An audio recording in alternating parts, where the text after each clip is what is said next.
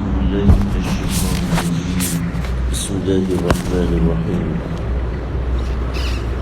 والذين يؤتون ما أتوا وقلوبهم وجلة أنهم إلى ربهم راجعون أولئك يسارعون في الخيرات وهم لها سابقون۔ سورہ مومنون کی آیت نمبر 60، 61 اور 62 ہے۔ ایمان والوں کی صفات کا اللہ رب العزت نے ذکر فرمایا تھا۔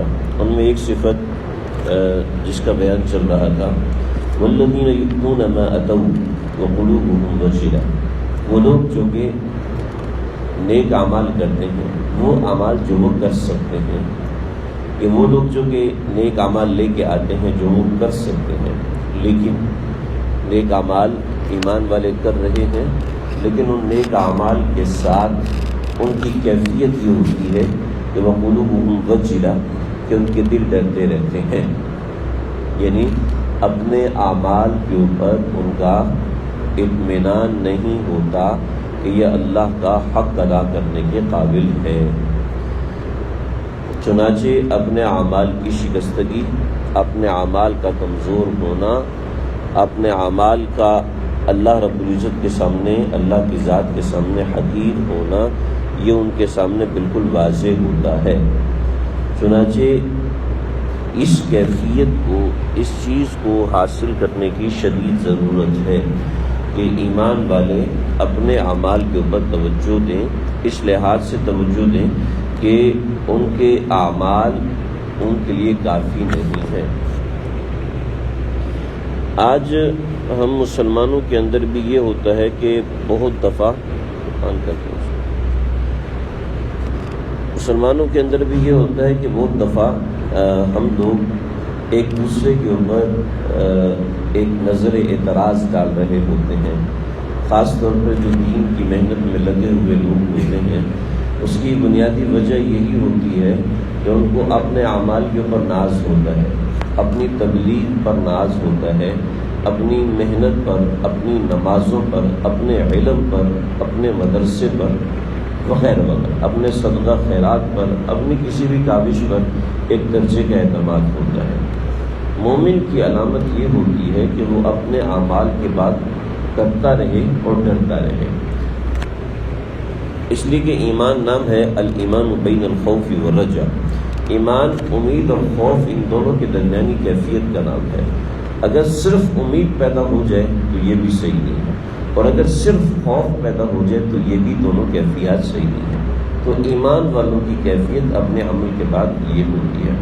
چنانچہ اس آیت کو ہم اپنی زندگی کے اندر اس طریقے سے لا سکتے ہیں کہ ہم اپنے، جیسے ہم نے روزہ رکھا ہوا ہے، اس روزے کے بارے میں غور کریں کہ یہ اللہ رب العزت کے پاس جائے تو کس طرح جائے گا، کہ اسی کیفیت میں جائے گا تو مناسب ہوگا۔ میں جو نماز پڑھ رہا ہوں، اس نماز کے اندر میری جو کیفیت ہے، جو میری نماز کے بعد ایک چیز حاصل ہوگی، کیا یہ اللہ کے دربار میں پیش کرنے کے قابل ہے؟ تو حضرت عائشہ صدیقہ رضی اللہ عنہ کی ترمذی شریف میں ایک روایت لکھی ہے، حضرت عائشہ صدیقہ رضی اللہ عنہ نے نبی اکرم صلی اللہ علیہ وسلم سے پوچھا، یا رسول اللہ اس ڈرنے سے کیا مطلب ہے؟ تو آپ نے فرمایا اس ڈرنے کا مطلب یہ ہے کہ وہ ڈرتے رہیں گے کہ ہمارے اعمال پتہ نہیں اللہ کے ہاں قبول ہوں گے یا نہیں ہوں گے، تو اس بات پہ ڈرتے رہیں گے۔ اب کیسے، کیا مطلب؟ ایسے ہی ڈرتے رہیں، مطلب یہ کہ نماز میں نے صحیح طریقے سے پڑھی ہے، انشاءاللہ قبول ہوں گے۔ پھر دل میں آئے کہ پتہ نہیں جس کیفیت سے پڑھنی چاہیے تو اس طرح پڑھی ہے کہ نہیں پڑھی، یہ ڈر پیدا ہو سکتا ہے قبول نہ ہو۔ پھر نماز میں میں نے سجدہ کیا ہوا تھا اور میں نے سبحان ربی العظیم پڑھا، اس کو میں نے بڑے دل سے پڑھا، امید ہے اللہ قبول کر لیں گے۔ پھر دل میں آئے کہ نماز میں رکوع کرتے وقت میں غافل ہو گیا تھا، ہو سکتا ہے اس غفلت کی وجہ سے رد کر دی جائے۔ تو یہ ایک مثال ہے۔ ایسے ہی روزے کو، ایسے ہی اپنے دیگر معاملات کو انسان دیکھتا رہے تو انسان کو اس طرح کی کیفیت حاصل ہو جاتی ہے جو حاصل کرنے کی کوشش کرے۔ اولئک یسارعون فی الخیرات وہم لہا سابقون لا نکلف نفسا الا وسعها۔ پھر اس کے اندر انسان کو ایک تسلی ہے یہاں تک ایمان والوں کا بیان مکمل ہوا. آگے ان دونوں کے اختصاب کی بات ہے، یعنی پہلے کافر و کفار کا بیان تھا، یہاں ایمان والوں کا بیان ہے. اب یہاں پر اللہ ایک معتدل درمیان کی بات کر رہے ہیں. لا نکلف نفسا الا وسعها. اللہ رب العزت کسی کے اوپر ایسا بوجھ نہیں ڈالتے جس کو وہ کر نہیں سکتا. لا نکلف نفسا، اللہ کسی پر ایسی ذمہ داری نہیں ڈالتے. لہٰذا اگر کوئی شخص مایوس ہونا شروع ہو جائے تو اس کو مایوس ہونے کی کوئی ضرورت نہیں ہے، کیونکہ اللہ رب العزت اس سے زیادہ انسان سے نہیں مانگتے جس کو وہ کر نہیں سکتا. لہٰذا کوئی بھی انسان کو تکلیف ہے، کوئی بھی انسان کا معاملہ ہے یا کوئی بھی ایسا فریضہ جس کے حوالے سے اس کو پریشانی ہے، تو اللہ رب العزت نے تسلی دی ہے، لا نکلف نفسا الا وسعها. پھر دوسرا فرمایا ولدینا کتاب ینطق بالحق. ہمارے پاس ایک کتاب ہے جو بالکل حق بات بولتی ہے. اس کتاب سے مراد ہمارے نامہ اعمال ہے. ہمارے نامہ اعمال کی اللہ نے ذمہ داری لگائی ہے، وہ بالکل برحق بولتے ہیں اور جو اس میں آتا ہے وہی بولتے ہیں. وہم لا یظلمون. اللہ فرماتے ہیں کسی کے اوپر ظلم نہیں کیا جائے گا. چنانچہ اس نوعیت کی حدیث آتی ہے کتابوں کے اندر کہ ایک شخص ہے کہ جس کی نوشتہ تقدیر میں لکھ دیا کہ جہنمی ہے، تو پوری زندگی وہ دین کے اوپر لگا رہا، دین کی محنت میں لگا رہا، لیکن کیا ہوا آخر میں اس نے جہنمی کام کیا، ایمان سے ہٹا اور جہنم میں چلا گیا. تو اس نوعیت کی باتوں سے کوئی پریشان نہ ہو، کیونکہ جو لوگ اس طرح کا کام کرتے ہیں وہ ابتدا سے شک میں ہوتے ہیں. وہ ابتدا سے ہی ایسا کام کر رہے ہوتے کہ ان کو اپنے ایمان کے اوپر بھروسہ نہیں ہوتا.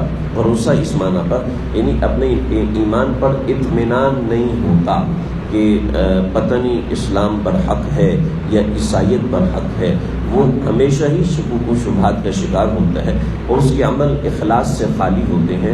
اعمال تو کر رہا ہوتا ہے، نمازیں بھی پڑھ رہا ہے، روزے بھی رکھ رہے ہیں، لیکن اس کے اعمال اخلاص سے خالی ہوتے ہیں. اس کی دلیل یہ والی آیت ہے کہ اللہ رب العزت نے انسان کو اسی کا ذمہ دار بنایا ہے جتنا وہ کر سکتا ہے، اس سے زیادہ کا ذمہ دار نہیں بنایا. لہٰذا کوئی شخص یہ سمجھے کہ میں فلاں گناہ نہیں چھوڑ سکتا، میں فلاں ذمہ داری نہیں نبھا سکتا، یہ غلط ہے.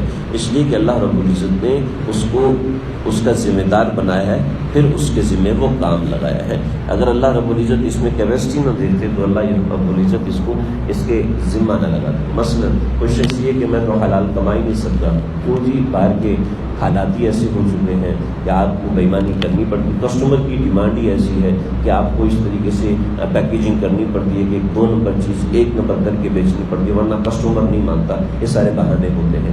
اس طریقے سے میں کیا کروں، مجبور ہو گیا تھا، یہاں مجھے بےایمانی کرنی پڑی ہے. لا نکلف نفسا الا وسعها. اللہ کہتے ہیں نہیں، میں نے کسی کو اس طرح ذمہ دار نہیں بنایا جس کو وہ کر نہ سکے. لہٰذا حرام کھانے پر کوئی انسان مجبور نہیں ہے عادتاً. البتہ یہ ہے کہ کسی شخص کو کسی زمانے میں کوئی ایسی تکلیف آئی ہو کہ اس کو مجبوراً حرام کھانا پڑا ہو، جیسے ہمارے فوجی جوانوں کی ٹریننگز میں ایسی بہت سے مراحل آتے ہیں، تو وہ ایک الگ چیز ہے. لیکن عادتاً انسان کو اللہ رب العزت نے اس چیز کا مکلف نہیں بنایا جس کو وہ کر نہیں سکتا. لہٰذا اللہ رب العزت نے میری اور آپ کی روزی حرام میں نہیں رکھی، یہ یاد رکھیے گا. میری اور آپ کی روزی اللہ نے حلال میں رکھی ہے.